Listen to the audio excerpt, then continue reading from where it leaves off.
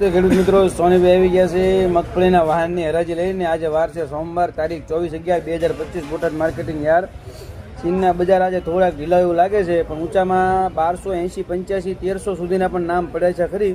એટલે સારો માલ હોય તો ભાવ થઈ જાય છે, મીડિયમ માલ હોય પલ્લેલો અને કોરો દાણો તો એના પણ 1050, 1100 સુધી ભાવ થઈ જાય છે।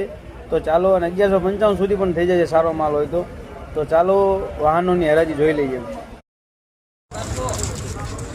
₹1255